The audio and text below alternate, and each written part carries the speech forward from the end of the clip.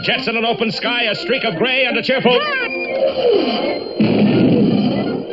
A loop, a whirl, and a vertical climb, and once again you'll know it's time for the adventures of Rocky and Bullwinkle and Friends.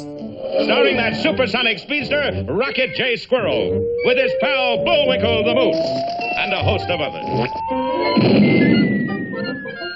Hurry, Bullwinkle! The show's about to start! I'm coming as fast as I can. Wave to the people! Yay! Now what are you doing? Signing autographs. Let's see. John Smith. But your name is Bullwinkle. I know, but that's hard to spell.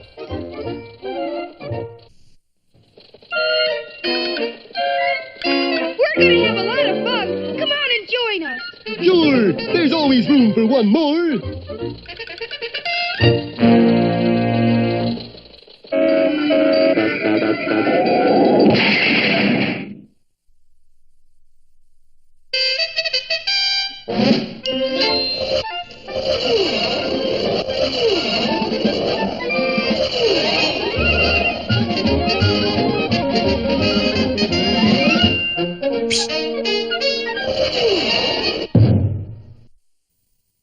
Well, it looks as if our heroes have finally melted the myth of the abominable snowman. The awesome creature turned out to be the two moon men, Gidney and Cloyd, in disguise. I thought it would be a funny joke. Funny, it was a panic. But when the moon men learned that Rocky and Bullwinkle were going to return the mooseberry bush to the USA, their faces fell. That means we can't make the rocket fuel from it. And we'll never get to go home again. It was then that Rocky made his decision. Bullwinkle, I'm gonna send Gidney and Cloyd back to the moon. And let down the entire US of A? No, wait. I got a plan. But first we have to get back home. Well, that was easier said than done, for at that moment their nemesis, Boris Badenov, was receiving his latest set of instructions right across the head. So you have failed again, Badenov. But fearless leader, the snowman You was left your post. 100 feet high. Deserted in face of enemy. 3 sets of teeth. Didn't get mooseberries. All sharp. Didn't get rid of moose and squirrel. Like razor blade. Hit me with that last one again. Didn't get rid of moose and squirrel. But we did. Boris. Shut up, Natasha. You got rid of moose and squirrel? Would I forget such a thing? I might be coward, turncoat, double-crosser, but I'm not sloppy. They are kaput? Of course. But Boris. Natasha, we left them with snowmen. What do you think happened to them? That's right. If moose and squirrel were still alive, your life wouldn't be worth a plugged kopeck. Of course. Good job, Badenov. Have cigar. Thank you, fearless leader. You can call me FL. And the triumphant Boris and Natasha made their way to the exit of the underground headquarters of Central Control. Push up manhole cover, darling. I can't. Somebody's standing on it. Hey, you got the hiccups, Bullwinkle? No, must be an earthquake. Boris, you hear that? Is the moose, that indestructible nitwit. Something wrong, Badenov? No, not at all, FL. Then open manhole. Is somebody standing on it? Let's wait till later, eh? How about next summer? Out of way, Badenov. I open it. And open it he did, for at that time Bullwinkle was no longer standing on the cover. This is your idea of joke, Badenov? Of course not, FL. Fearless leader to you, Badenov. Yes, fearless leader. And give me my cigar. And the head of the spy ring made his exit, leaving a badly shaken Boris. What's going to happen if he sees moose and squirrel alive? Well, you're in hot water again, darling. I'm always in hot water. I'm beginning to feel like teabag. Oh, Natasha, why I couldn't be a successful villain? Cheer up, Boris. To me, you will always be a dirty, double-crossing skunk. Oh, Natasha, you always know the right thing to say. Meanwhile, our heroes were having their own troubles. We want 4 tickets on the first boat leaving Pennsylvania. All right, what's so doggone hilarious? You crazy fools! Everybody wants to leave Pennsylvania. Sure enough, every dock, airport, and train station was simply jammed with people trying to get out of Pennsylvania. And they were all ahead of Rocky and Bullwinkle. Doggone it, first they say Yankee go home, then they won't let us leave. Well, it looks as if our heroes are in Pennsylvania to stay. Be sure to see our next episode, The Pennsylvania Permanent, or I've Grown Accustomed to the Place.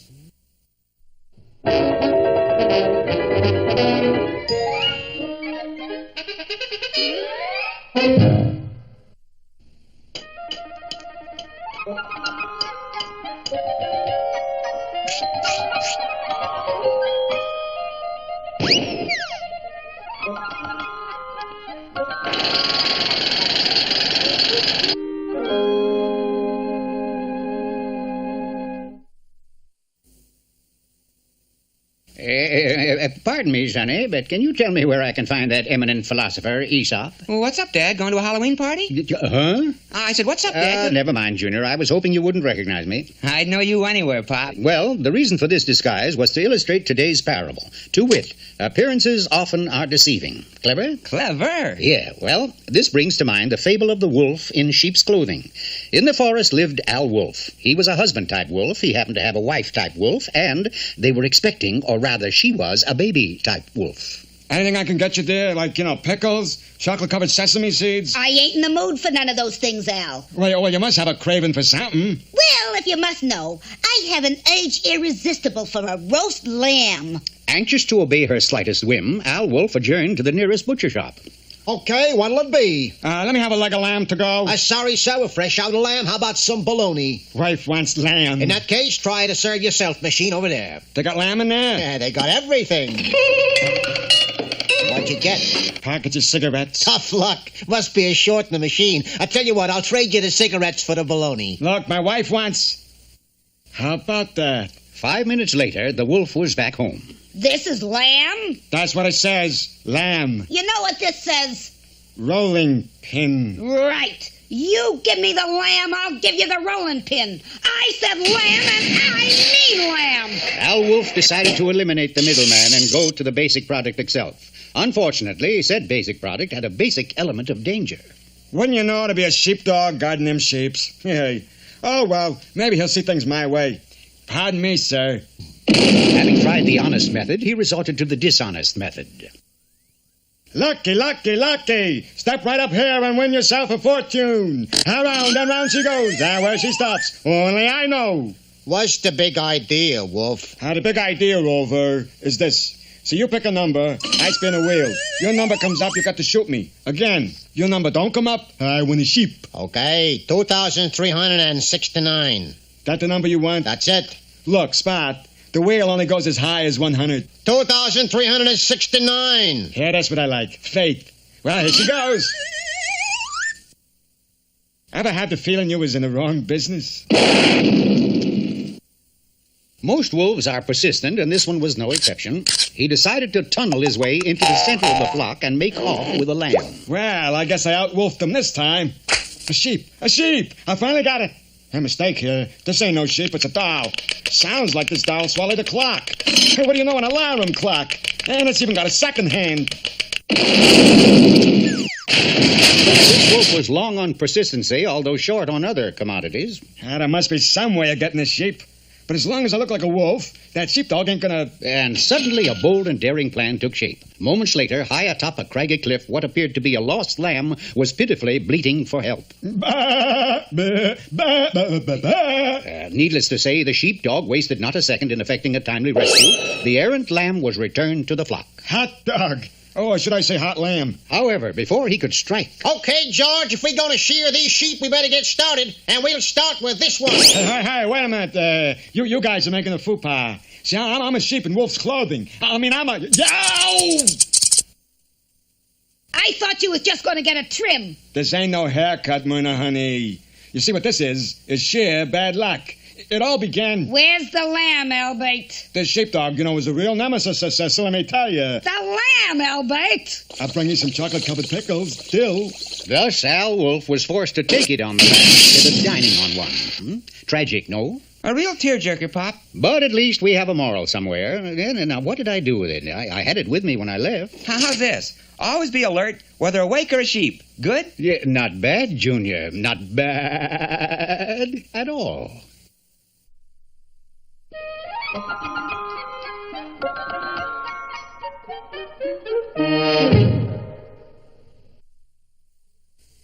now for all you knowledge seekers, here's Mr. Know-It-All. Hi there! Today's subject is how to open a jar of pickles. The simplest way to open a jar of pickles is to unscrew the lid, turning gently from left to right. If that doesn't work, turn it right to left. Well, there are other ways of opening it. Putting the jar under hot water will usually do the trick, and if you happen to be in Yellowstone Park, the best hot water comes up out of Old Faithful, the geyser. You place the jar right over the hole, taking care to be well clear before the geyser goes... When you get out of the hospital, you take a slightly different approach. I got the hammer, Mr. Know-It-all. Splendid, splendid. When the lid is tapped, it is certain to loosen. Now, when I nod my head, you hit it with the hammer. Right, Bullwinkle. Huh? I think I made that perfectly clear. I said, when I nod my head, hit it with the hammer. If you say so. Okay, I nod thusly and... If everything else fails, we climb to an altitude of 5,000 feet and hurl the jar and ourselves earthward. Pocahontas! But if you really want to open a jar of pickles... Wait a minute, Mr. Know-It-all. That isn't a jar of pickles. That's a jar of jelly. No wonder I couldn't open it. It's jammed. And now... Hey, Rocky, watch me pull a rabbit out of my hat. See? Nothing up my sleeve. Presto! Wrong hat. And now it's time to meet Mr. Peabody.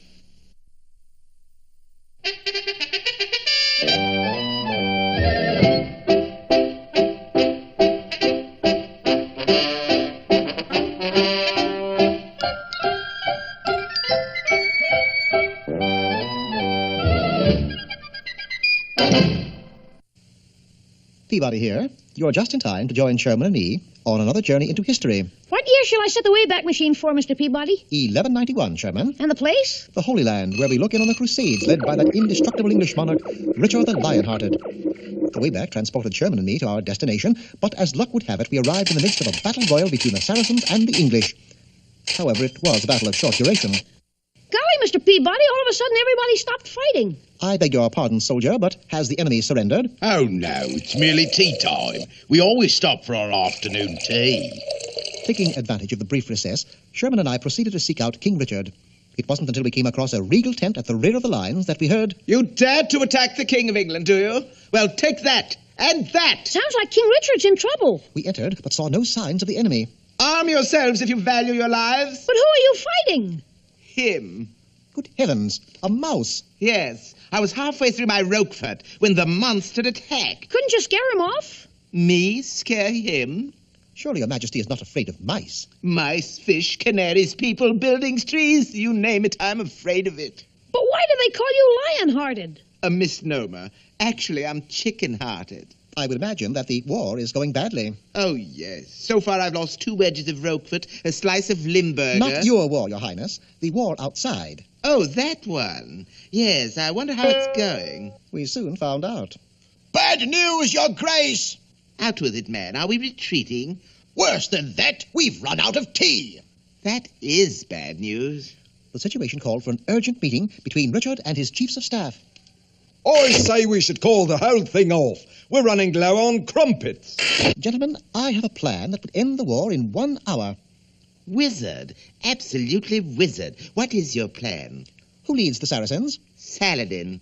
Then you meet Saladin on the field of battle. Whoever wins, wins the war. How does that strike you? Unconscious. We adjourn to a practice area where I drilled Richard in the art of medieval warfare. This is a crossbow, sire. You merely pull the trigger and release the arrow in the direction of your opponent. You mean like this? Yes, like that. Of course, your aim was bad. I see what you mean. Next, I instructed him in the handling of a mace. You mean you want me to smash that dummy with this? Exactly. Pretend it's Saladin. Oh, I can't do it. I'm much too much of a coward. You must force yourself, sire. Now swing hard. And swing he did, launching a most prodigious blow.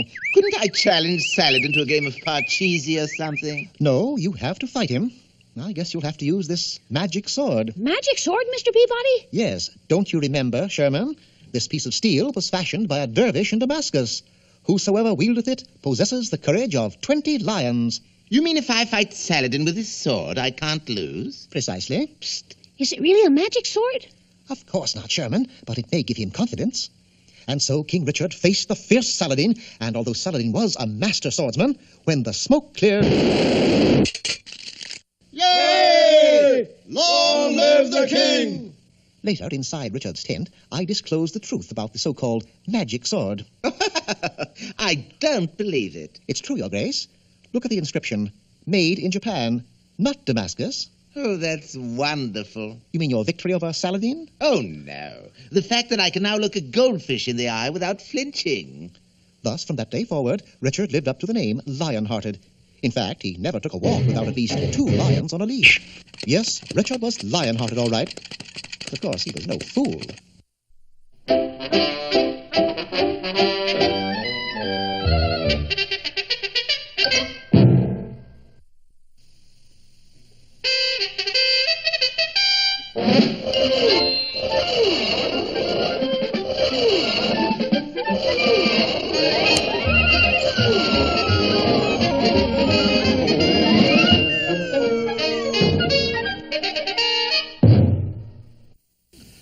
Last time you remember, our heroes and the Moon Men discovered that they couldn't leave Pottsylvania because everybody else in the country wanted to get out too. As a result, our boys found themselves at the end of a waiting line a mile long. But why do all these people want to leave? Why are you going? Well, let's be nice and say we just despise the place. So do they. Well, when's the next train leave? Hard to tell. Why? Somebody stole the tracks. Gee, this looks bad, Rocky. You mean we're stuck here in Pottsylvania? Gee, how are we ever gonna get out? Look there. That's how. Tick-tock taxi company, 2 drivers, no waiting. Oh, boy, a taxi cab. Quick, climb in. I wonder why they call this the Tick-Tock Taxi Company. Rocky wouldn't have asked if he'd been able to see under the back seat, for the entire rear of the taxi was one big time bomb. Oh, who could have played such a fiendish trick on our friend? 2 guesses. Well, it looks as if Boris and Natasha are really in the driver's seat at last. But not for long. How come we're stopping, Rocky? I don't know. Hey, what's the trouble? We got split king bolt in manifold housing. That's bad? Bad. If we don't get a new one, we'll strip the sleeve bushing right down to the gasket seal. Yeah, that happened to an uncle of mine once. Well, how long will it take to get a new one? All depends, but don't worry. You won't have to wait long. Come on, Spike. And the 2 spies sped off down the road, leaving our friends gathered around that highly explosive taxi. Hey, what's that ticking sound? Must be the taxi meter. What taxi meter? Oh, come now, Gidney. Every taxi has a meter. Not this one. Of course it does. And we gotta turn it off. Yeah, or this ride will cost us a fortune. Must be here somewhere. It's not in front, Bullwinkle. Not in here either. When it goes off, Boris. Any second now. It's not underneath, Rocky. Not in the trunk, neither. But I can still hear it ticking. Well, I give up. Bullwinkle, look out! Too late. Bullwinkle's weight had started the taxi running back down the road, and as our friends watched, it careened out of sight behind a hill. An instant later, there was a tremendous explosion, followed by a cloud of black smoke, followed by Boris and Natasha. Bullwinkle, the taxi cab exploded. You know what that means? Yeah, it means we'll never know how much we owe. No, it means somebody's out to get us. But why? We haven't done anything. Maybe that's the trouble. Well, anyway, we're stuck here in Pottsylvania again. Not necessarily, Rocky. Look there. Sure enough, a little farther ahead, a sentry stood guard beside a barrier that stretched across the road. Oh boy, a railroad station. No, Bullwinkle, that's the border. I was wondering where the tracks were. But who's that feller with the gun? That's a sentry. Boy, he sure needs a haircut. That's his hat. Well, he certainly has a tall head. You Moon Men got your papers ready? We don't need any, Rocky. Everybody needs papers to cross Pottsylvania border. Lots and lots of papers. Not us. Why not you? Because we're not in Pottsylvania. You're not? No, we're across the border. Hey, you couldn't do that. But we just did. Well, maybe you did, but your friends stay here permanent. And the angry sentry raised his rifle and pointed it directly at our heroes. Don't miss our next episode, The Boundary Bounders, or Some Like It Shot. Well,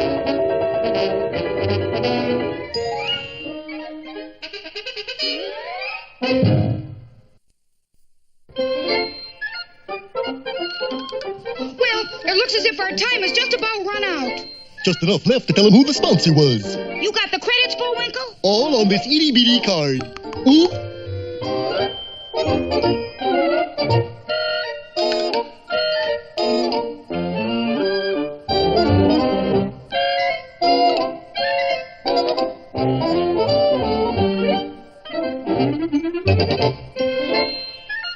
We're late again, Bullwinkle. Right. Bye now. See you next time.